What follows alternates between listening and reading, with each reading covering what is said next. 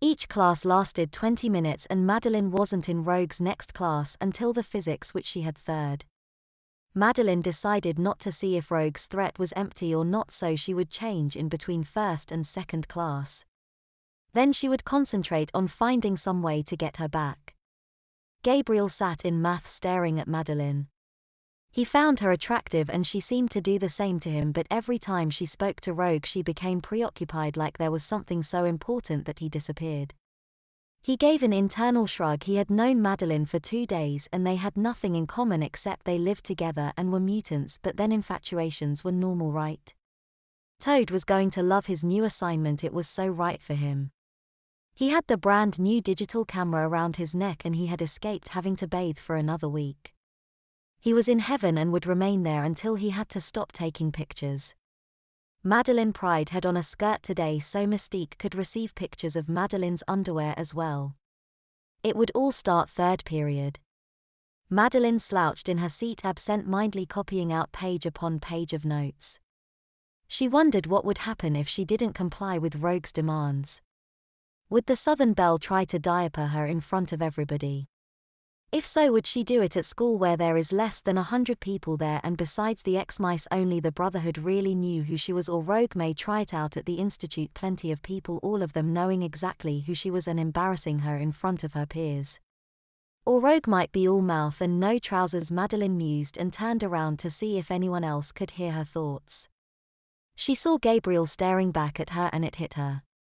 If Rogue did diaper her, then she couldn't look Gabriel in the eyes, or Charlie, or Scott or Evan or any of the X-Mice. She would play along just now and get her own back later.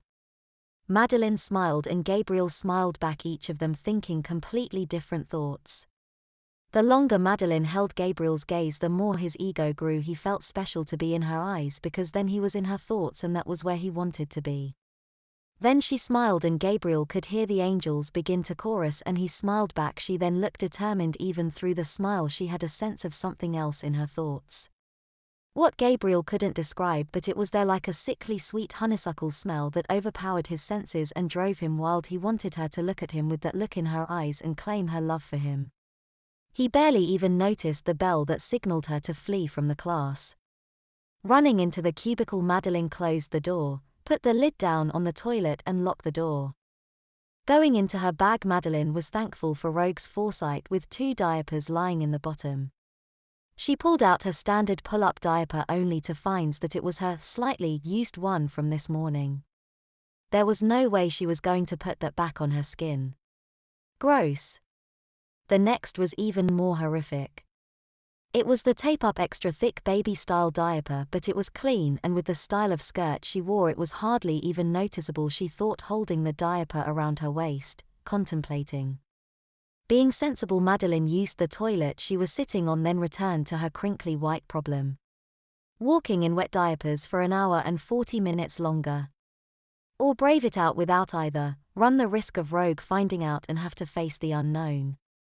Or just change into the thicker diaper. It was only an hour and 40 minutes of her life after all. Madeline didn't need another thought. She grabbed the tapes around her left leg and pulled it tight around her leg. Rogue was ecstatic when she saw Madeline waddle out of the toilets. She could tell she was wearing the extra thick diaper because of the way in which Madeline now walked and the way in which her skirt was now hanging. Rather than flowing downwards from her waist, the skirt was now flatteringly loose at the waist, but it bulged around the very top of her thighs just enough to prove it was on, and then it proceeded to flow down to 1/4 of an inch higher than where it was before. Rogue now had a power of Madeline, one that didn't rest in her mutated chromosomes.